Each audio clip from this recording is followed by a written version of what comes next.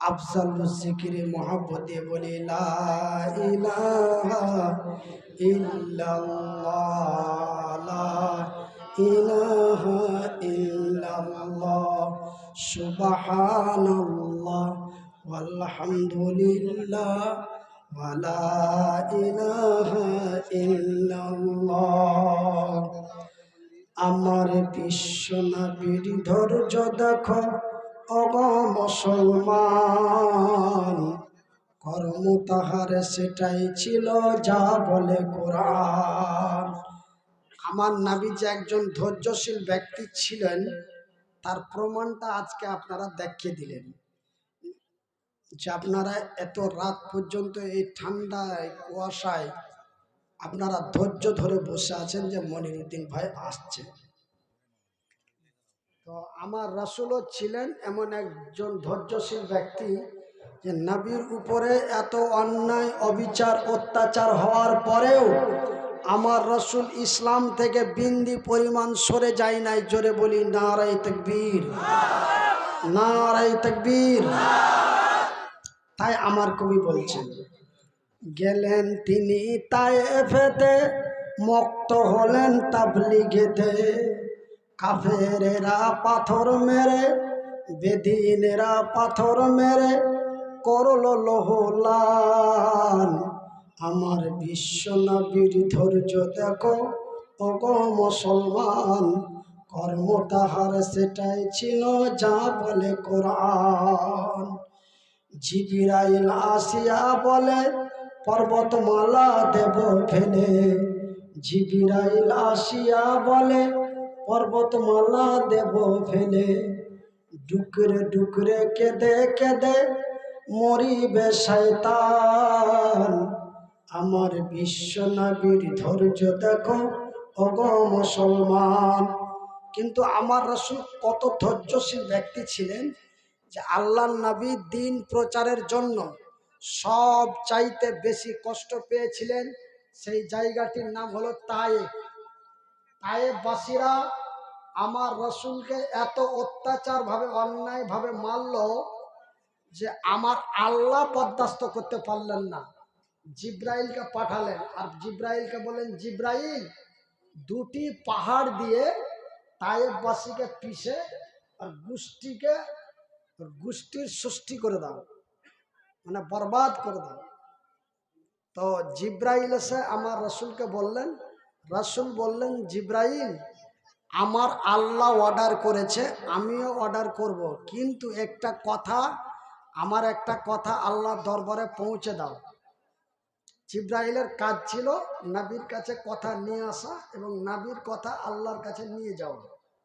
এটা ছিল জিব্রাইলের কাজ, মানে আরশে আজিম থেকে খবর নিয়ে আসে নবীদের কাছে পৌঁছানো আর নবীদের খবরগুলি আল্লাহর কাছে পৌঁছানো। এটা হচ্ছে জিব্রাইলের কাজ। আল্লাহ এই দায়িত্ব জিব্রাইলকে দিয়েছেন। তো আল্লাহর রাসূল বললেন যে তায়েফের এই লোকটা আমাকে মেরেছে, এই লোকটা মেরেছে, ওই লোকটা মেরেছে, ওই লোকটা অন্যায় করেছে, ও পাথর চালিয়েছে, ও গলা টিপেছে, ও ঠ্যাং ধরে টেনেছে।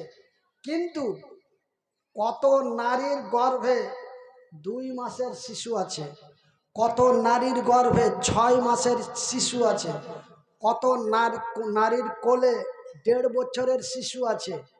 এই ছোট ছোট কচি কচি শিশুগুলি আমার উপরে কোনো অন্যায় করে নাই। জোরে বলি সুবহানাল্লাহ। আজকে এদের কারণে এই বাচ্চাগুলিকে মেরে দেওয়ার পারমিশন আমি দিতে পারবো না, এটা আমার আল্লাহর দরবারে জানিয়ে। দেখেন আমার রাসূল কত ধৈর্যশীল ছিলেন। এমনও নারীর গর্ভে এমনও সন্তান আছে যে সেই সন্তানটা হয়তো একদিন কালেমার পতাকা হাতে নিয়ে তায়েফের মাটিতে ইসলামের দিন প্রচার করতে পারে বা দিন প্রতিষ্ঠা করতে পারে। তো দেখেন, এই জন্য আমার কবি বলছেন, এ কচি কচি শিশু যত একদিন পাবে তারা হেদায়াত, এ কচি কচি শিশু যত একদিন পাবে তারা হেদায়াত। পবিত্র মুখেতে নেবে, পবিত্র মুখেতে নেবে আল্লাহ যে মহান, আমার বিশ্বনবীর ধৈর্য দেখো ওগো মুসলমান, কর্ম তাহার সেটাই ছিল বলে যা কোরআন। সম্মানিত আজকের সভার সভাপতি, আগত উলামায়ে ইকরাম, সম্মানিত অতিথি বৃন্দ, অত্র এলাকা থেকে ছুটে আসা ইসলাম দরদি ভাই এবং বন্ধুরা, বয়োজ্যেষ্ঠ বয়সপ্রাপ্ত বাপসানেরা, পর্দা নাসিন মা ও বোনেরা, সর্বাগ্রে ওই মহান স্রষ্টার শুকরিয়া আদায় করি যেই মহান রব্বুল আলামিনের অশেষ কৃপায় আমরা একটি মসজিদের উন্নতি কল্পে একদিনই মজলিসে উপস্থিত হয়ে গভীর রাত ধরে আল্লাহ ও তার রসুলের দিনের কথা শুনছি। তাই একবার আল্লাহর শুকরিয়া আদায় করে বলি আলহামদুলিল্লাহ, আর একবার মোহাব্বত দিয়ে বলি আলহামদুলিল্লাহ। তারপরে পরেই আমাদের ধর্মের গুরু, ধর্মের নেতা, দো জাহানের নবী, নবী মুহাম্মদুর রাসূলুল্লাহ বলুন সাল্লাল্লাহু আলাইহি ওয়াসাল্লাম। সম্মানিত শিক্ষিত ভাই এবং বন্ধুরা, শিক্ষিতা মা ও বোনেরা, আমি বিশেষ করে পশ্চিমবঙ্গের একজন সুপরিচিত বক্তা, মালদা ডিস্ট্রিক্ট নয়, পশ্চিমবঙ্গের এবং আসাম, ত্রিপুরা, মেঘালয়, অরুণাচল, এই কয়েকটা রাজ্যের আমি সুপরিচিত বক্তা এবং অনলাইনে আমি একজন ভাইরাল বক্তা। ইউটিউব যদি খুলেন শুধু নামটা বলতে হবে মনিরুদ্দিন, এত ভিডিও আপনার মোবাইলে আসবে যে হয়তো মোবাইলটা হ্যাং হয়ে যেতে পারে। এত ভিডিও আমার এত ওয়াজের ভিডিও মোবাইল মানে অনলাইনে আছে। মোটামুটি পশ্চিমবঙ্গ আসাম নিয়ে ১৫০০ চ্যানেল থেকে আমার ভিডিও আপলোড হয়, ১৫০০ চ্যানেল। কত চ্যানেল? আমারই নিজস্ব দুটো চ্যানেল আছে, আমার নিজস্ব দুটো চ্যানেল আছে। একটা চ্যানেলের নাম হচ্ছে MMHA টিভি, একটা হচ্ছে MSB বাংলা টিভি। কিন্তু আল্লাহর কারিশমা, আল্লাহ সত্য, আল্লাহর কোরআন সত্য, আমার আল্লাহ যাহা বলেন তাহাও সত্য। জোরে বলি সুবহানাল্লাহ। আমার আল্লাহ তার পবিত্র কোরআনে বলছেন, অত ইজ্জু মান্তাসা অত জিল্ল মান্তাসা বিয়াদিকাল খায়র ইন্নাকা আলা কুল্লি শাইইন কাদির। আমি আল্লাহ সম্মানের মালিক, আমি আল্লাহ অসম্মানের মালিক। আমি যখন চাই একজন অসম্মানিত ব্যক্তিকে উঁচু জায়গায় বসাতে পারি, আমি একজন ব্যক্তিকে উঁচু জায়গা থেকে রাস্তার ভিখারি বানাইতে পারি, এরই নাম হলো আল্লাহ। সুরে বলি সুবহানাল্লাহ। তবে ভাইজান, আমি এমন একজন ভাইরাল বক্তা ছিলাম যে আমার নামে লক্ষ মানুষও জমা হতো, এখনো সেই প্রভাবটা আছে। আপনারা জানেন, গতবার আপনাদের এখানে আমার আসার কথা ছিল। জালসার 4 থেকে 5 দিন আগে মারাত্মকভাবে আমার মানে মাথায় রক্ত উঠে গেল, যেটাকে বলে হেমারেজ। আমরা যেটা জানি ব্রেন স্ট্রোক। তো আমার ব্রেন স্ট্রোক হলো, মানে দক্ষিণ 24 পরগনা থেকে মেদিনীপুর যাচ্ছিলাম, রাস্তার মাঝে চলতে চলতেই হঠাৎ আমার জ্ঞান শূন্য। সাথে সাথে কলকাতা পিজি হাসপাতালে নিয়ে যাওয়া হলো, দিয়ে 15 দিন জ্ঞান ফিরে না।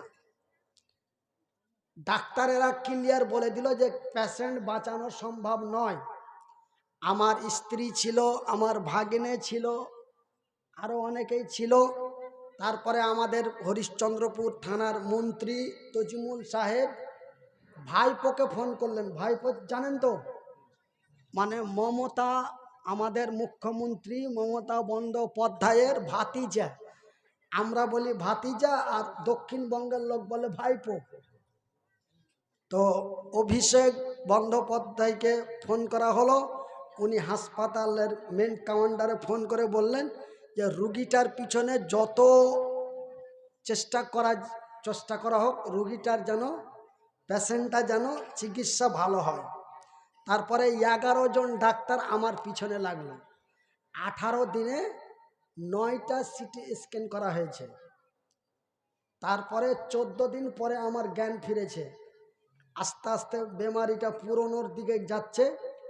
আমার এমনভাবে হ্যাং হয়েছে যে আমার স্মরণ শক্তি নষ্ট হয়ে গেছে। আমার যে একটা কণ্ঠস্বর ছিল আপনারা জানেন, আমি পাগলের মতো বকতাম আর মানুষ পাগলের মতো শুনতো। আর মানুষ আবেদন করতো যে আরো একটু বলেন, আরো একটু বলেন। বলতে বলতে জামা গেঞ্জি সব ভিজে গেছে, তাও বকেই গেছি। কিন্তু সেই শক্তিটা আমার আল্লাহ নিয়েছেন। কেন নিয়েছেন, কিসের জন্য নিয়েছেন, ওয়াল্লাহি আমার আল্লাহ ভালো জানেন। তবে ভাইজান, আপনারা হচ্ছেন আমার ভাই, আমি আপনাদেরই ভাই। এই কথা আমার নয়, এই কথা আমার রসুলের। আমার রসুল বলছেন, ক্বালা নবী সাল্লাল্লাহু আলাইহি ওয়াসাল্লাম, কুল্লু মুসলিমুন ইখওয়ান, এক মুসলমান অন্য এক মুসলমানের ভাই। তবে আপনারা হচ্ছেন আমার ভাই আর আমি হলাম আপনাদেরই ভাই। এখানকার যে ইমাম সাহেব, যেই দিন আমার বাবা ইন্তিকাল করে 6 ডিসেম্বর, সেই দিন ইমাম সাহেব আর আরেকটা যুবক তরুণ আমার বাড়ি গেল। সেদিন আমি কান্নায় বেকুল, আর কথা বলতে পারছিলাম না। কথা বললেই বুক ফেটে কান্না আসছিল।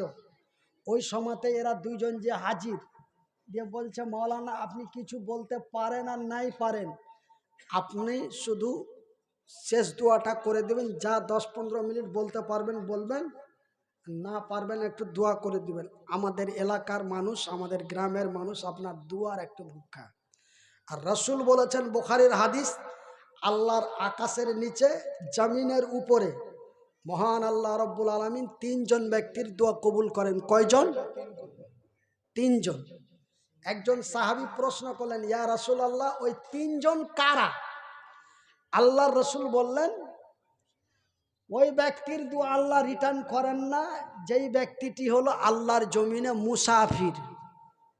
ওই ব্যক্তির দোয়া আল্লাহ রিটার্ন করেন না যেই ব্যক্তিটি হলো আল্লাহর জমিনে মাজলুম। ওই ব্যক্তির দোয়া আল্লাহ রিটার্ন করেন না যেই ব্যক্তিটা আল্লাহর জমিনে মা। মুসাফির, মাজলুম এবং মা, এই 3 জনের দোয়া আল্লাহ রিটার্ন করেন না। সহিহ আল বুখারী, বুখারীর হাদিস। আমি একজন মাজলুম, অসহায়। এখন আমি নিজের হাতে খেতে পারি না, আগে নিজের হাতে খেতে পারতাম। নিজের সমস্ত কাজ আমি নিজেই করতে পারতাম, বাথরুম পায়খানা সমস্ত কিছু, নিজের শরীরের হেফাজত নিজেই করতে পারতাম।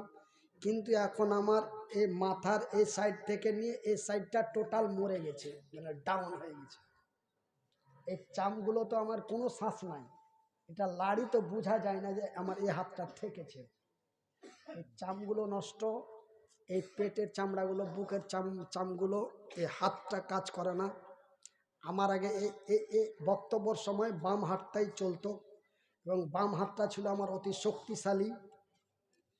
সে আমার বাম হাত এবং বাম পাটা নষ্ট। এখন আমাকে উঠিয়ে নিয়ে যেতে হয় বাথরুমে, ধরে থাকে, বাথরুম সারানো হয়, বিবি আমার সাফ সাফাই করে দেয়। এখন আমার স্ত্রীকে ছাড়া আমি এক পা কোথাও যাওয়ার ক্ষমতা আল্লাহ নিয়েছে। কেন নিয়েছে, কিসের জন্য নিয়েছে, ওয়াল্লাহি আলাম, আমার আল্লাহই ভালো জানেন। তো আল্লাহর কোরআন সত্য।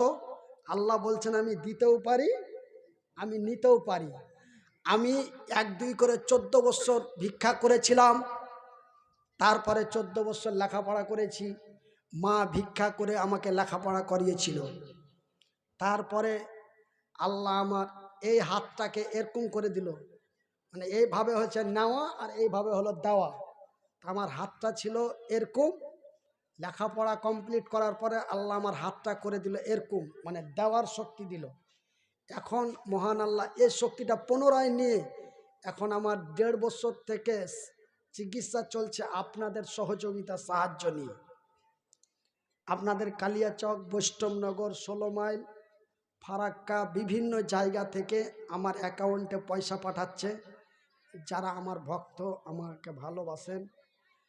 আর ওই টাকা ব্যাংকে থেকে উঠাচ্ছি আর চিকিৎসা করছি। জলপাইগুড়িতে 5 মাস দেখালাম, পিজিতে দেখালাম 1 মাস, পিজিতে ছুটি দিয়ে দিল সরকারি হাসপাতাল, 18 দিন রাখার পরে ছুটি দিয়ে দিল। তারপরে 5 মাস দেখালাম জলপাইগুড়ি মোহিতনগর, ওখান থেকে এখন বর্তমান আমার চিকিৎসা চলছে বহরমপুর। তো আমি যেই আলোচনাটা করার জন্য কোরআনের আয়াত পাঠ করেছি, ইয়া আইয়ুহাল্লাযীনা আমানু, আমার আল্লাহ বলছেন আয় ঈমান ওয়ালো, রে বিশ্বাসী গণেরা, যারা আমাকে এক আল্লাহ লা শারীকা লাহু বলে বিশ্বাস করেছো এবং আমার নবীকে নবী বলে স্বীকার করেছো, তোমরা শোনো, তুমি বাঁচো এবং তোমার আহাল পরিবারদের বাঁচাও। তবে আপনারা আমার ভাই, আমি আপনাদের ভাই, এই কথাটা রসুল বলেছেন। আর আল্লাহ বলছেন তুমি বাঁচো এবং তোমার আহাল পরিবার, ভাই বন্ধু বাবা চাচাদের বাঁচাও। কোথা থেকে বাঁচাও? নারা, ওই কঠিনময় জাহান্নামের আগুন থেকে বাঁচাও। তবে জাহান্নাম কত ভয়াবহ জায়গা, যে আল্লাহ আমাকেও বাঁচতে বলছেন এবং আমার আত্মীয় স্বজনদেরকেও বাঁচাতে বলছেন। তবে জান্নাত কত খাতারনাক জায়গা, এই কথাটা আপনাদের বলি আমি। জাহান্নাম কত খাতারনাক জায়গা, আই এম সরি, বলতে আমার মিস্টেক হয়েছে, জান্নাত বলে ফেলেছি। জাহান্নাম কত খাতারনাকময় জায়গা, যে আমার আল্লাহ রব্বুল আলামিন একদিন জিব্রাইলকে ডাক দিলেন, জিব্রাইল আমার জমিনে যাও, আর আমার জমিনে যেয়ে আমার নবীকে সঙ্গে নাও, আর আমার নবীকে সঙ্গে নিয়ে আমার আরশে আজিম থেকে আমার সার্বভৌমত্ব আমার রাসূলকে ভ্রমণ করিয়ে দাও। আকাশ জমিন চন্দ্র সূর্য নক্ষত্র উপগ্রহ মঙ্গল গ্রহ মহাশূন্য সমস্ত কিছু ভ্রমণ করিয়ে দাও। এমনকি জিব্রাইল শোনো, আমার রাসূলকে আমার জান্নাতটাও দেখিয়ে দিও এবং আমার জাহান্নামটাও দেখিয়ে দিও। জোরে বলি সুবহানাল্লাহ। তবে অন্য কোনো নাবিদেরকে জান্নাত এবং জাহান্নাম এবং পুরো আকাশ জমিন চন্দ্র সূর্য ভ্রমণ করা হয়নি। জিনাকে করা হয় যে তিনি আর কেউ নয়, তিনি হচ্ছেন আমার রাসূল। জোরে বলিন আলহামদুলিল্লাহ। তবে আমরা সেই নবীরই উম্মত, আবার বলি আলহামদুলিল্লাহ। তো আমার রাসূলকে যখন জাহান্নাম দেখাতে নিয়ে গেলেন, তো জাহান্নামের যখন কাছাকাছি গিয়েছে, তো জাহান্নামের ভিতর থেকে বিকট আওয়াজ বেরিয়ে আসছে। আল্লাহর রাসূল থমকে দাঁড়িয়ে গেলেন। আমি কিন্তু বুখারীর শরীফের ঘটনা বলছি, কোনো বানানো কিস্সা নয়, মেরাজের ঘটনা। আর এই ঘটনাটা বুখারীতে পাওয়া গেছে। তো আল্লাহর রাসূল দাঁড়িয়ে জিব্রাইলকে বলছেন যে জাহান্নামের ভিতর থেকে আওয়াজ আসে। তো এ তো মনে হয় জাহান্নামের আওয়াজ নয়, এটা তো এগুলো, এই আওয়াজ তো জাহান্নামীদের আওয়াজ। এবার জাহান্নামের নিকটবর্তী যাওয়া হলো। এটা হিলাহিলি করছে, একটু হাত দিয়ে থাকেন তো, আমাকে কিছু হবে না, কিন্তু আমাকে ভয় ভয় মনে হচ্ছে। না ঠিক আছে, সমস্যা নাই, পিছনে আছে তো অনেক লোক আছে।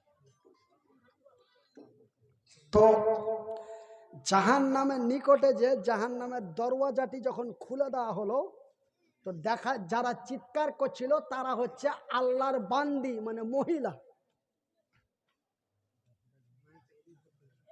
তো তারা হচ্ছে মহিলা।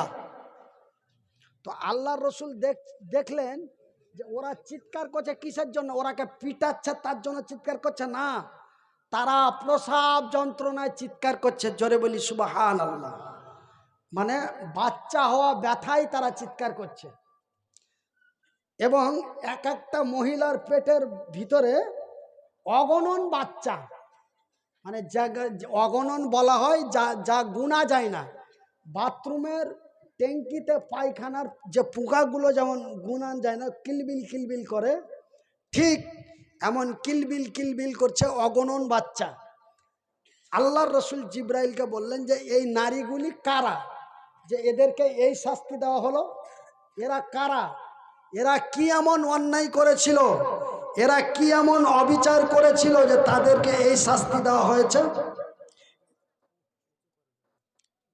জিব্রাইল উত্তরে উত্তরে বললেন, ইয়া রাসূলুল্লাহ, ইয়া হাবিবাল্লাহ, এই নারীগুলি হলো ওরা যাদেরকে আল্লাহ রূপ দিয়েছিল, রূপের হেফাজত করে নাই। তারা রূপচর্চা রঙ্গ করে রাস্তা পথে চলেছে, আর হাজারো পুরুষ তাদের দিকে দৃষ্টিপাত করেছে, আর প্রত্যেকটা দৃষ্টিতে একটা করে বাচ্চা তাদের পেটের মধ্যে দেওয়া হয়েছে। তবে ধরেলেন আমার একটা মেয়ে, বয়স যখন 12 হলো, আমার মেয়েটা পূর্ণ যুবতী হয়ে গেল, তো 12 বছর বয়স থেকে নিয়ে 42 বছর বয়স পর্যন্ত, তবে 12 থেকে 42 কত হলো ভাই? 30। তবে কত? 12 থেকে 42, 12 বছরের যুবতী হলো, আর 30 বছর 42 বছর পর্যন্ত মেয়েটা বেঁচে থাকলো। তো 12 থেকে 42 মানে 30 বছর। ওই যে 30টি বছর ধরে আমার মেয়েটা বেহায়া বেপর্দা লীলজ্জা রঙ্গ করে অর্ধ উলঙ্গ হয়ে রাস্তায় চলেছে, আর হাজারো পুরুষ তাদের দিকে দৃষ্টিপাত করেছে। জিব্রাইল বললেন প্রত্যেকটা দৃষ্টিতে একটা করে বাচ্চা তাদের পেটের মধ্যে দেওয়া হয়েছে, যেটাকে বলা হয় চোখের জেনা। মানে মিলনের পরে তো বাচ্চা হয় নাকি ভাই? তো একটা হলো জেনা, একটা হচ্ছে ব্যভিচার, কাজটা একই। একটা হচ্ছে সহবাস, কাজ এক কিন্তু নাম তিনটা কিন্তু কাজ একই। যেটা সহবাস ওটাই জেনা, ওটাই ব্যভিচার। তবে জেনা কাকে বলা হয়? অবিবাহিত অবস্থায় যে নির্জনে মিলন হয়, সেই মিলনটার নাম হলো জেনা।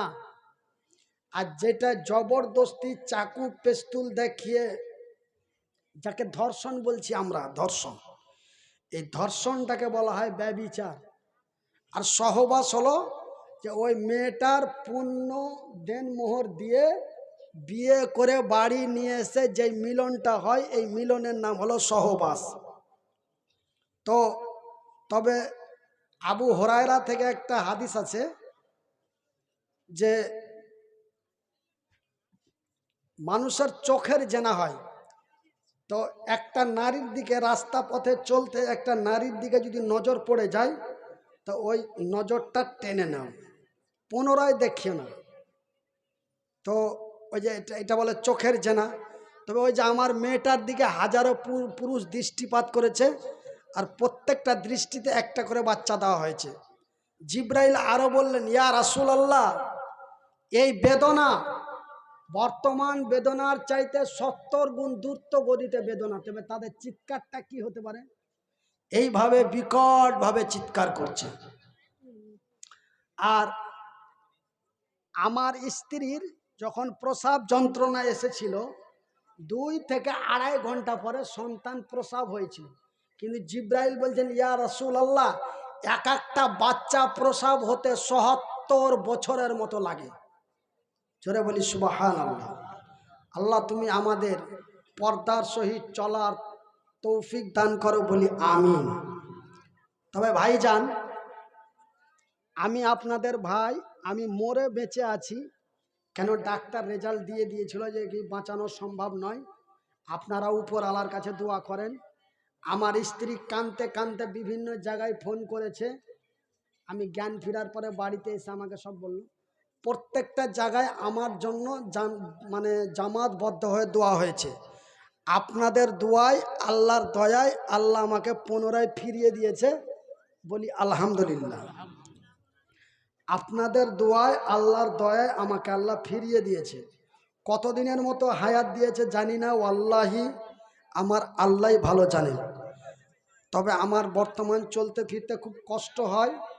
আপনাদের কাছে আমি অনুরোধ করব, যিনারা তাহাজ্জুদের নামাজ পড়েন এবং যিনারা 5 ওয়াক্ত নামাজ পড়েন, খেয়াল করে করে একটু লক্ষ্য করে আমার জন্য দোয়া করবেন, যেন আল্লাহ আমাকে পূর্ণ সুস্থতা দান করেন এবং আগের জায়গাটাতে আমাকে পৌঁছে দেয়। কেন ভাই, আমার একটা ছেলে আছে, আমার একটা মাদ্রাসা আছে, এটাই ছিল আমার ভাত ভিক্ষা। এই বক্তব্য দিয়ে কিছু হাদিয়া আপনার কমিটির লোক দেয়, এই হাদিয়াটা দিয়েই আমি একটা মাদ্রাসা চালাতাম। তারপরে আমার 4টা মেয়ে আছে, একটা ছেলে আছে, তাদের লেখাপড়া আছে, আমরা স্বামী স্ত্রী আছি, আমাদের পেট আছে। আল্লাহ বলছেন যে কি তোমরা রুজি তলাশ করো, তো রুজি তলাশ করার এটাই আমার ভাত ভিক্ষা ছিল। আল্লাহ এই ভাত ভিক্ষাটা আমাকে দিয়েছিলেন, কেন যে নিলেন জানি না। আপনারা দোয়া করবেন যেন আমি আগের মতো টান টুন সুর তাল দিয়ে আমার নানা আবু আবাইদা যেইভাবে বক্তব্য দিচ্ছেন এইভাবে আমি বক্তব্য দিতাম 2.5 ঘন্টা 3 ঘন্টা। এমনকি আমাদের হরিশ্চন্দ্রপুরে একটা পাশের গ্রামে 2011 সালে আমি 4.5 ঘন্টা বক্তব্য দিয়েছিলাম, একই কণ্ঠে, একই সুর, একই কণ্ঠ, একই আওয়াজে 4.5 ঘন্টা বক্তব্য রেখেছিলাম, শুধু জাহান্নাম আর জান্নাতের ব্যাপারে। তো যাই হোক, আমি আর একটা কথা আপনাদের বলি, বেয়াদবি মাফ করবেন, আমাকে ডাক্তারে কথা বলতেই নিষেধ করে দিয়েছে। আপনি যদি বেঁচে থাকতে চান তবে আপনি কথা বলবেন না। মানুষ যদি আপনার সাথে কেউ কথা বলতে চায়, আপনি মাথাটা দেখাবেন আর হাত দিয়ে ইশারা করবেন যে আমার আমার স্মরণ, আমার ব্রেন ঠিক নাই, আপনারা আমার সাথে কথা বলিয়েন না। তবে যদি আমাকে এমনিতেই কথা বলতে নিষেধ করে, তবে মাউথ স্পিকারের সামনে কথা বললে লাংসের সমস্যা আছে। সেহেতু আল্লাহ তাওয়াক্কাল তো আল্লাহ, আল্লাহর প্রতি বিশ্বাস ভরসা করে আপনাদের কাছে এসেছি। আর একটা কথা আপনাদের বলি, আল্লাহর রসুল বলছেন, বুখারীর হাদিস, মান বানা আলিল্লাহি মসজিদান বানাল্লাহু লাহু বাইতান ফিল জান্নাত। আল্লাহর রসুল বলছেন যে যারা আল্লাহর ঘর বানায়, আল্লাহ তাদের ঘর বানায়। তবে আল্লাহর ঘর বানা হয় আল্লাহর জমিনে, আল্লাহ বান্দার ঘর বানায় তার জান্নাতে। সুবহানাল্লাহ বলবেন না? সুবহানাল্লাহ, সুবহানাল্লাহ বলার সাথে সাথে বলি আলহামদুলিল্লাহ। তবে আল্লাহ আমাদের কত ভালোবাসেন যে আমরা তার জমিনে ঘর বানাবো আর তিনি আমাদের জন্য তার জান্নাতে ঘর বানাবেন। তবে জান্নাতটা তবে কি জিনিস, জান্নাতটা কোন জায়গা? জান্নাতটি এমন এক জায়গা, আল্লাহ রসুলকে যখন জান্নাত দেখাতে নিয়ে গেলেন, জান্নাতের কাছাকাছি, জান্নাতের নিকটবর্তী যখন যাই, তখন জান্নাতের ভিতর থেকে এরকম আওয়াজ আসে, মানে যেটা জুতার আওয়াজ বলে, খড়মের আওয়াজ। তো আজ থেকে 1400 বছর পূর্বে এই বাটা আর খাদিমের জুতা ছিল না, তখন ছিল কাঠের খড়ম। নাকি এই ব্যক্তিরা বলতে পারবে, এই যে আমার বাবা বসে আছেন পাশে, তো খড়ম ছিল, তো খড়মের আওয়াজ পাওয়া যায়। তো আল্লাহর রসুল জিব্রাইলকে বলছেন, জিব্রাইল এটা কিসের আওয়াজ? জান্নাতের ভিতরে আওয়াজ পাওয়া যাচ্ছে, জান্নাতের ভিতর থেকে। আল্লাহর রসুল বলছেন এটা কিসের আওয়াজ? জিব্রাইল উত্তরের জবাবে বললেন যে এটা জুতার আওয়াজ। তো এটা জান্নাতের ভিতরে এখনই জুতার আওয়াজ পাওয়া যাচ্ছে, সেটা কে? জিব্রাইল বলেন সেটা আর কেউ নয়, তিনি হচ্ছেন হাজরাতে বিলালের আওয়াজ। জোরে বলি সুবহানাল্লাহ, নারে তাকবীর। হাজরাতে বিলাল একজন নওজোয়ান তরুণ যুবক, নবীর কত ভালোবাসা এবং আল্লাহর কত সন্তুষ্টি লাভ করেছিলেন যে মেরাজে যে বিলাল যে জান্নাত যাবে আর জান্নাতে যে হাঁটা চলা করবে, সে আওয়াজটা আল্লাহর নবী বেঁচে থাকা অবস্থায় আমার আল্লাহ তাকে জানিয়ে দিয়েছেন যে কি জান্নাতের ভিতরে যে আওয়াজ পাওয়া যাচ্ছে সেটা হাজরাতে বিলালের জুতার আওয়াজ। জোরে বলি সুবহানাল্লাহ। তবে ভাই আজকের যে জলসাটা সেটা নওজোয়ান তরুণ যুবকেরা করেছে, বলি আলহামদুলিল্লাহ। আর এই তরুণ যুবক, এই যে আপনার 12 বছর থেকে নিয়ে 25 বছর বয়স পর্যন্ত, এই বয়সটা আল্লাহর কাছে এত পছন্দনীয় যে একদিন আল্লাহর রসুল এমন এক দিনই মাজলিসে বক্তব্য দিচ্ছেন। আর বক্তব্য দিতে দিতে আল্লাহর রসুল বলছেন, আমার আল্লাহ তরুণ এবং তরুণী ছাড়া, যুবক এবং যুবতী ছাড়া, চ্যাংড়া এবং চেংড়ি ছাড়া, নওজোয়ান এবং নওজোয়ানি ছাড়া, আমাদের লোকাল ভাষায় বলে ছুঁড়া এবং ছুরি ছাড়া অন্য কোনো ব্যক্তিকে আল্লাহ জান্নাতে প্রবেশ করাবেন না। এই কথা যখন আল্লাহ রসুল বলেছেন, নবীর সামনে একজন বুড়া বসেছিল, একজন বুড়ো নবীর কথা শুনে অঝোর নয়নে কাঁদছে। আল্লাহর রসুল বক্তব্য দিতে দিতে বুড়োর দিকে নজর পড়ে গেল। যখন বুড়োর দিকে নজর পড়ে গেল তখন আল্লাহর নবী ওর কান্না দেখে, এটার আওয়াজ দাও তো ভাই, তো আল্লাহর নবীর ওই বুড়োর কান্না দেখে আল্লাহর রসুল বক্তব্য বন্ধ করে দিলেন।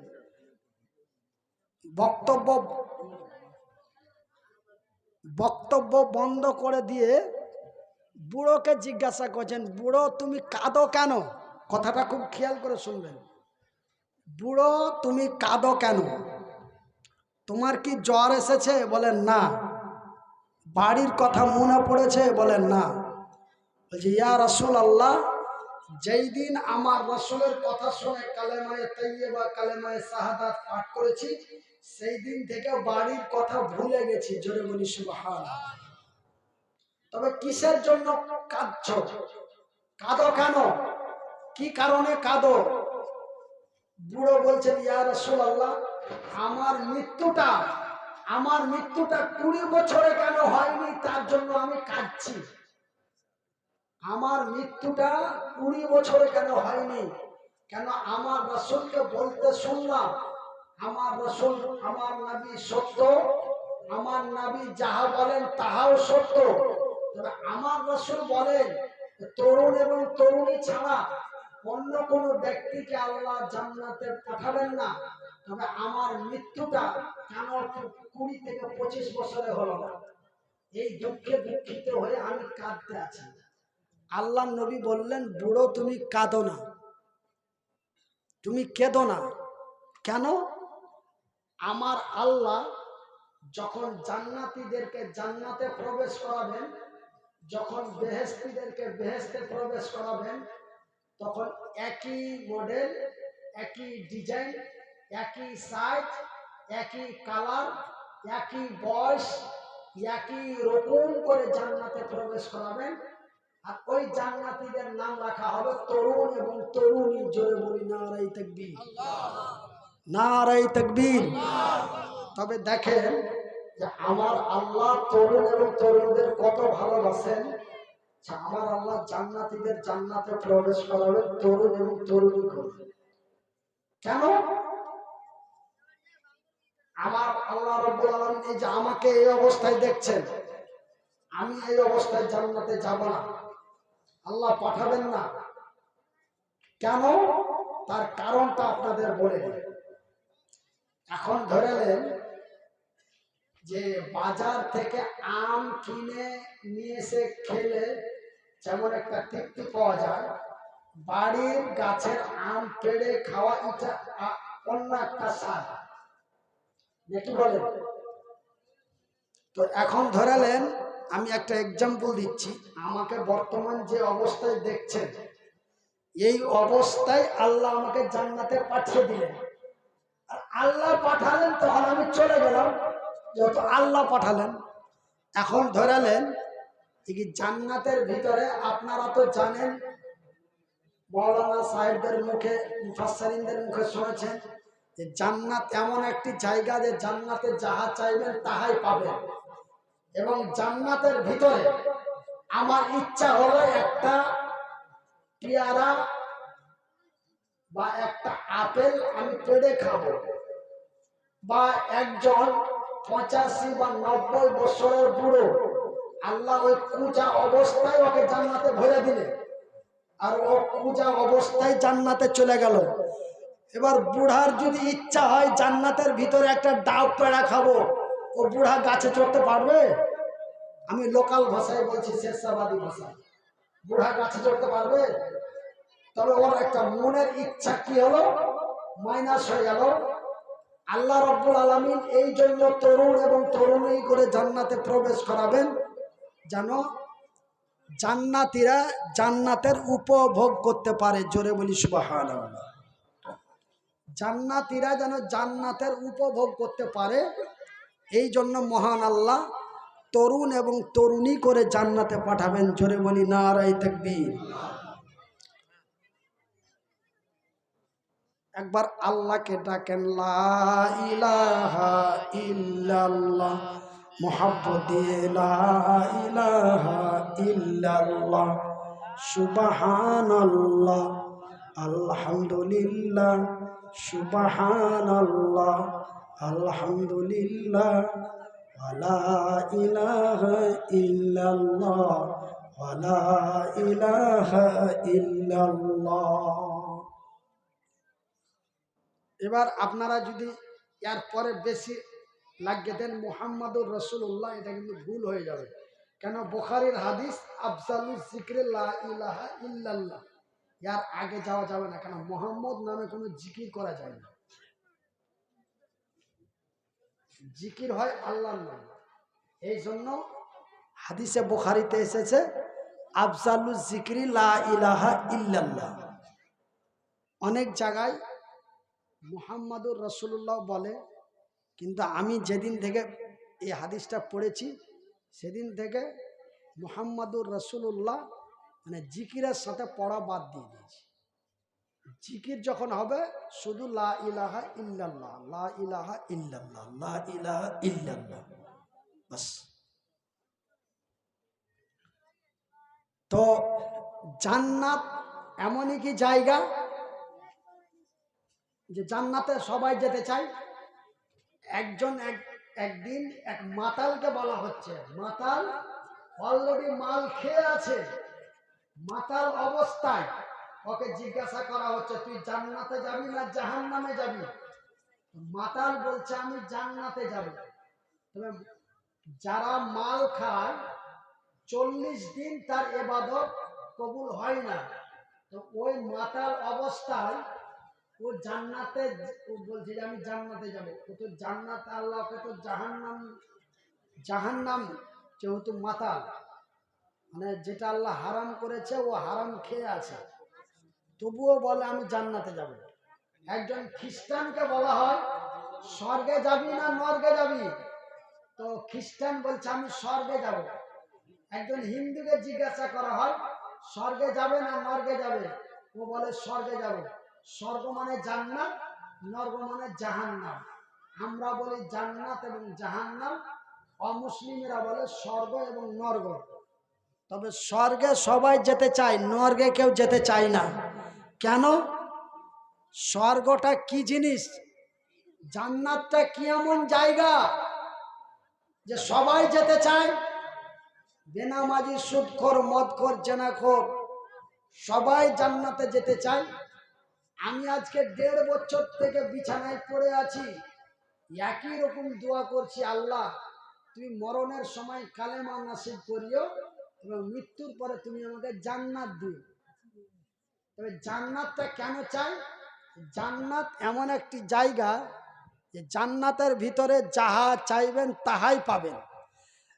এখন আপনারা আমাকে এত ভালোবাসেন যে 1 বছর থেকে আমাকে একটু দেখার জন্য, আমার একটু দোয়া নেওয়ার জন্য আপনারা চেয়ে বসে আছেন।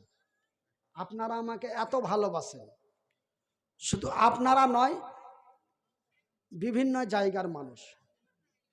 আগামী কালকে আমি যাব আসাম, এই সাক্ষাৎকার হিসাবে, এই দেখা সাক্ষাৎ হিসাবে, মানে আগের মতো আর বক্তব্য কণ্ঠস্বর যেহেতু নাই।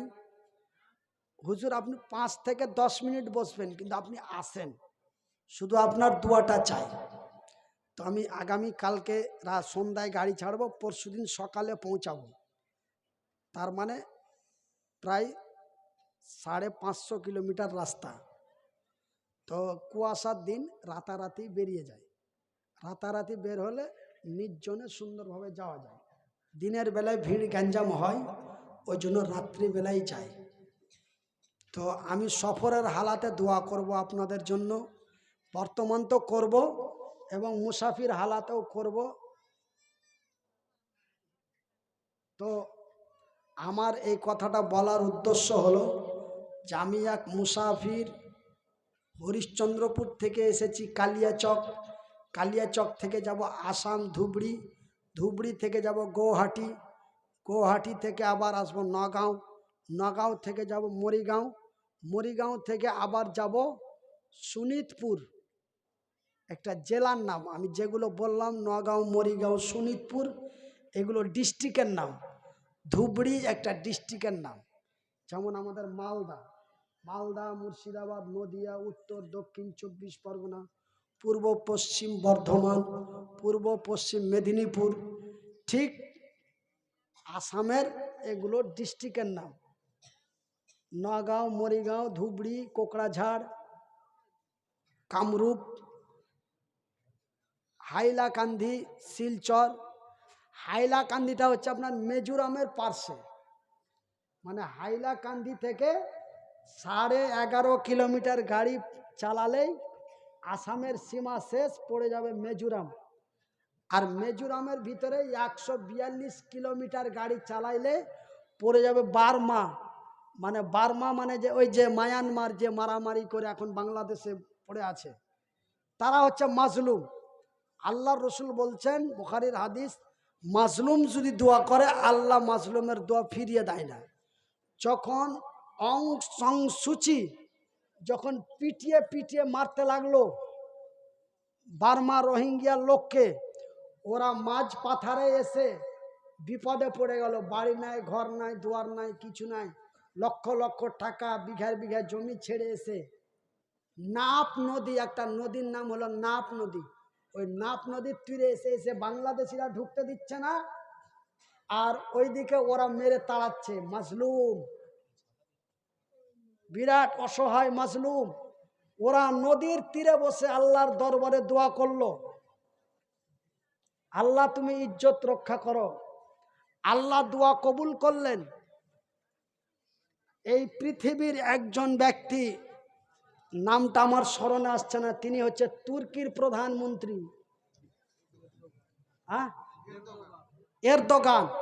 এরদোগান তখন সাথে সাথে ফোন করলো শেখ হাসিনাকে, শেখ হাসিনা তোমার দুয়ারে কিছু মাজলুম এসে বসে আছে, দরওয়াজাটা খুলে নিয়ে তোমার ভাইকে বুকে জড়িয়ে নাও। ওই এরদোগানের কথা শুনে বাংলাদেশ বর্ডার গেট খুললো, রোহিঙ্গিয়ার লোকেরা এসে তখন তারা একটা এরিয়া ওদের দিয়ে দিল যে তোমরা এই এরিয়ার মধ্যে থাকো। আমি দেখে এসেছি, আমি 2015 সালে বাংলাদেশ গেছি, 16 সালে বাংলাদেশ গেছি, তারপরে 2022 সালের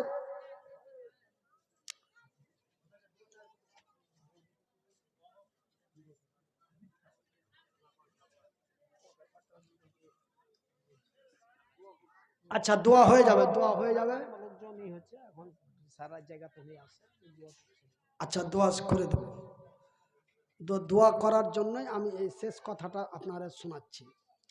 তো আমি যে কথাটা বলতে যাচ্ছিলাম যে জান্নাত এমন একটি জায়গা যে জান্নাতের ভিতরে আপনি যাহা চাইবেন তাহাই পাবেন, তবে চাইতে হবে না।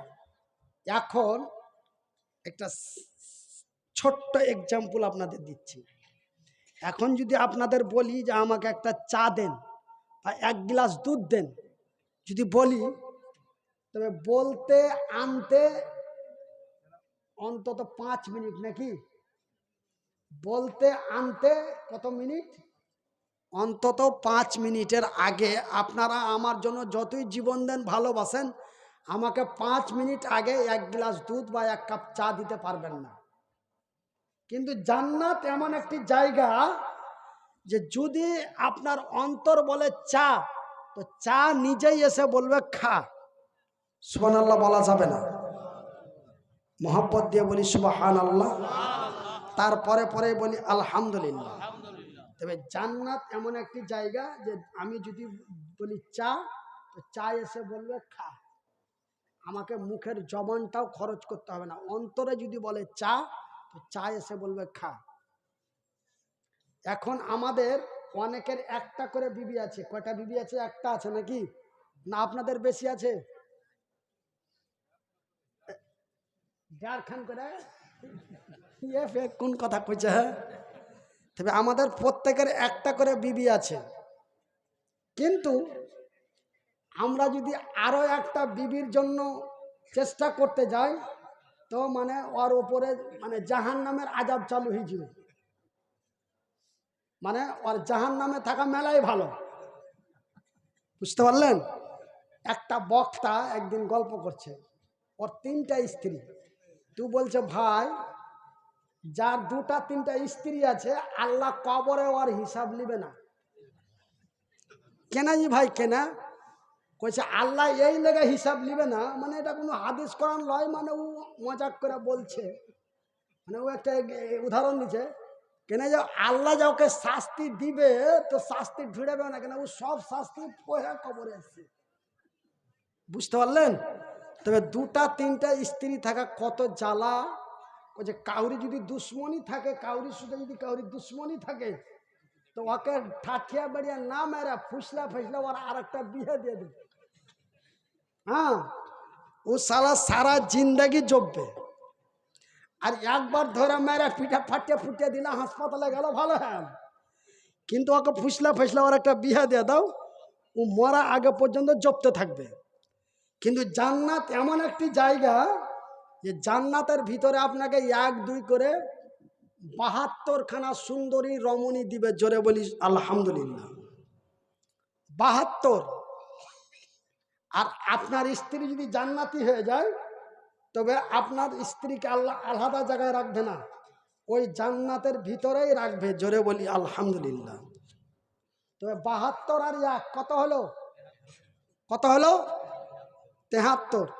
তবে 73খানা সুন্দরী রমণী, 73খানা সুন্দরী রমণী জান্নাতের ভিতরে আপনাদের কাছে থাকবে। আর এগুলা এগুলা কি, ওগুলার সাথে এগুলা কোনো তুলনাই করা যাবে না। গরমের দিনে তো এগুলার কাছে যাওয়া যায় না। যাওয়া যাচ্ছে, খালি ভ্যাকসা ভ্যাকসা গুন্ধাইছে। ভাই আপনারা হাসবেন না, অরিজিনাল কথা। কিন্তু হাদিসের মধ্যে পাওয়া যায়, জান্নাতের ভিতরে জান্নাতের ভিতরে যে সুন্দরী রমণীগুলি দেওয়া হবে, তাদের শরীরে কোনো ঘাম হবে না, তাদের কোনো পেচ্ছাপ পায়খানা নাই, তাদের কোনো পেচ্ছাপ পায়খানা নাই, এবং তাদের মেন্স হবে না। শুধু তাদের ভিতর থেকে আসবে সুগন্ধ। আর আমাদের কাছে যেগুলো আছে, এগুলা থেকে আসে দুর্গন্ধ। বৈশাখ মাসে তো ওরে সোয়াল।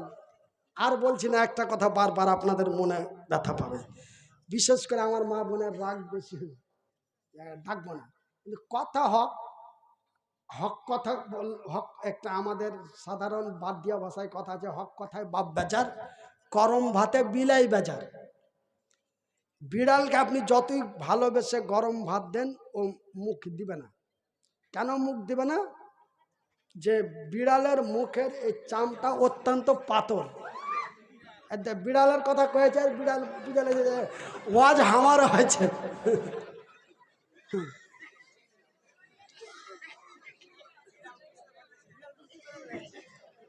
বিড়াল বুঝছে যে কি ওয়াজ হামারা হয়েছে। তো হক কথায় বাপ বেজার, গরম ভাতে বিলাই বেজার। বাপকে যদি হক কথা বলা যায়, বাপ বলে ইডিয়েট, বেয়াদব। বাপের সামনে বড় বড় কথা বলছি, জুতা খুলে জুতা ফাটিয়ে দিব। ওই জন্য বলে হক কথায় বাপ বাজার, গরম ভাতে বিড়াল বাজার। তো যাই হোক ভাই, জান্নাত এমন এক আনন্দময় জায়গা এবং জাহান্নাম অতি কঠিনময় জায়গা।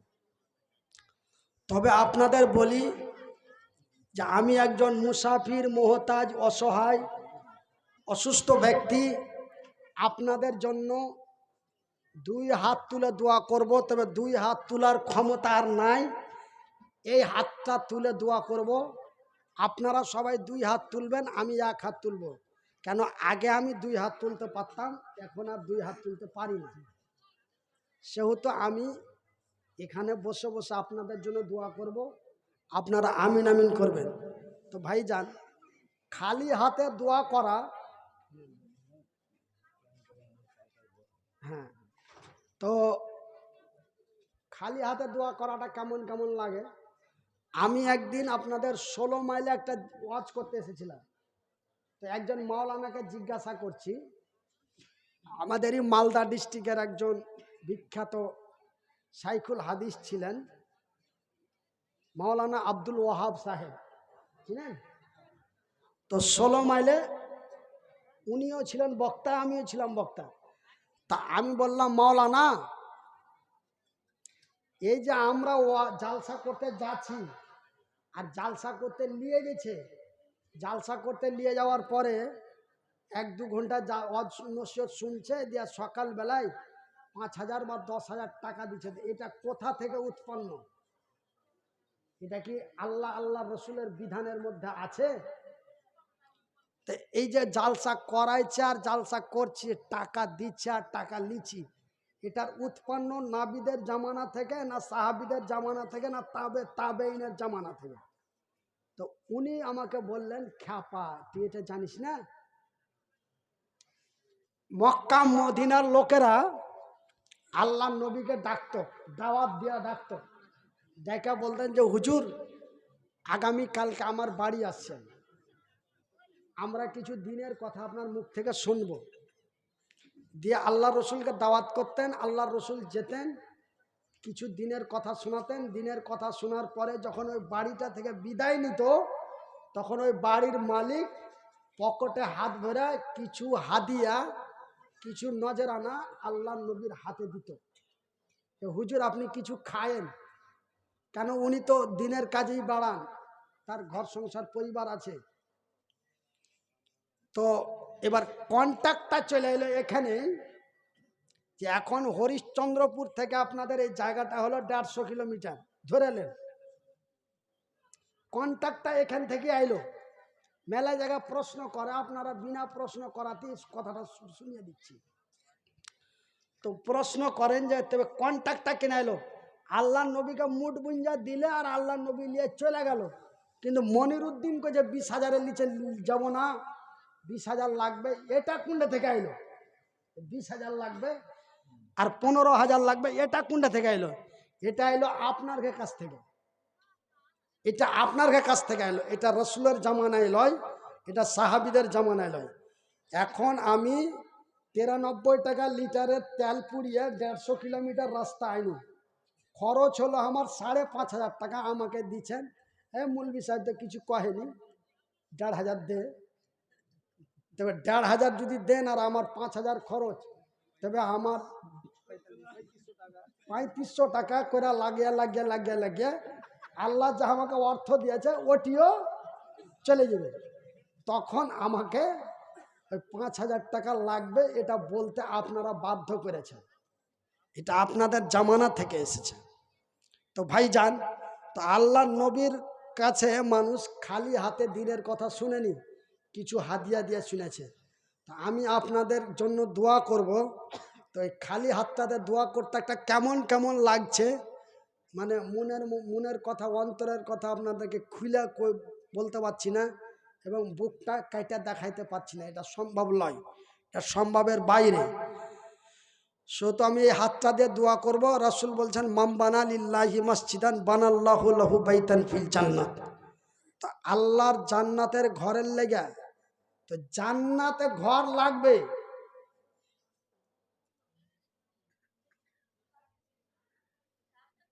আমি যখন ওয়াজ করতে লাগিনি, জালসা করতে লাগিনি, তখন একটা চ্যাংড়া মোটামুটি 18 বছর কাছাকাছি হয়েছে, বলছে মৌলভী সাহেব তোমরা যে ওয়াজ নসিহত করো যে একজন তরুণ যখন পূর্ণ যুবক হয়ে যাবে ওর তাড়াতাড়ি বিয়ে দাও, তা আমি আজ 1.5 বছর থেকে হার বাপকে কইছি বিয়া দাও বিয়া দাও, তাহার বাপ হার কথা শুনে না।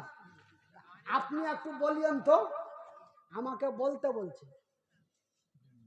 তা আমি আর বাপের সাথে একদিন দেখা হয়েছে, রাস্তায় বসে আছি চার দোকানে, আর বাপের সাথে দেখা হয়েছে। আমি কই জুবের ভাই, কইছে কি?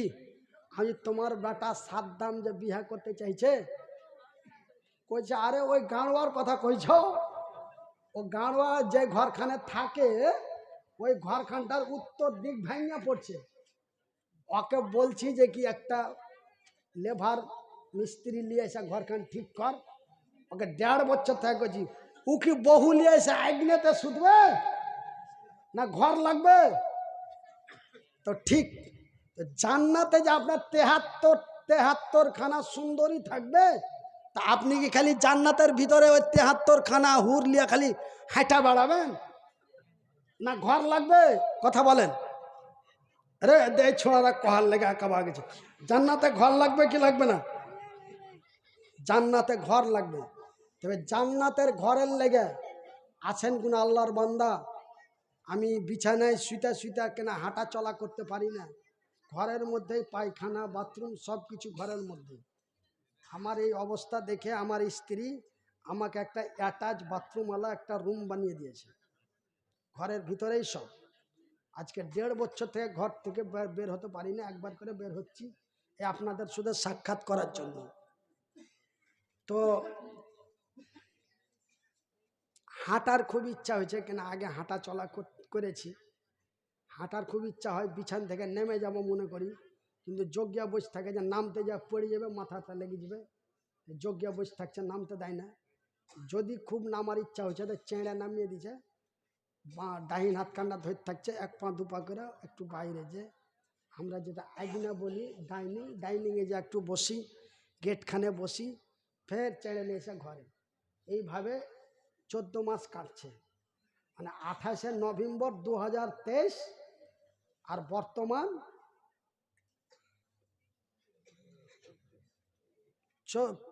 15 জানুয়ারি 2024, একই অবস্থায়।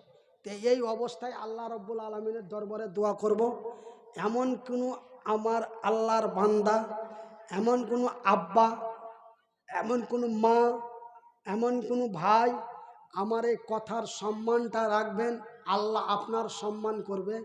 একজন দাঁড়িয়ে বলবেন মনিরুদ্দিন ভাই আপনি একটু আমার জন্য খাস করে দোয়া করবেন, আমি মসজিদের জন্য টাকা 5,000 দিব। 5,000 একজন, 1,000 করে 5 জন, মাত্র 10টা লোক, 10টা হচ্ছে না 6টা, এই দেখেন এরই নাম বেরেন, বুঝতে পারলেন তো? মাত্র 6টা লোক, 5,000 একজন, 1,000 করে 5 জন, মাত্র 6টা লোক আসেন। আমার এই হাতটা মুসাফা করে দিবেন। আমার এই হাতটা যদি মুসাফা করেন, আমি বিশেষ করে আমার হাতে মুসাফা কেন করাই, আমার হাতে মুসাফা করলেই আল্লাহর নাম মুখে এসে যায়। কেন? যখনই আপনি আমার হাতখানে মুসাফা করবেন, আসাম মেঘালয়ের দিকে, মেঘালয় বলে একটা রাজ্য আছে, বেটি ছেলে হাত সাথে মুসাফা করার লেগে ছটপট করে, কিন্তু আমি নিষেধ করি যে আপনারা দূর থেকে সালাম দিবেন। ওই আমার যারা খিদমতে থাকে ওদেরকে বলে দিই, ওরা বলে যে আপনারা দূর থেকে সালাম করেন। কেন? একজন অপরিচিত পুরুষের সাথে একজন নারী হাত মিলিয়ে মুসাফা করতে পারে না।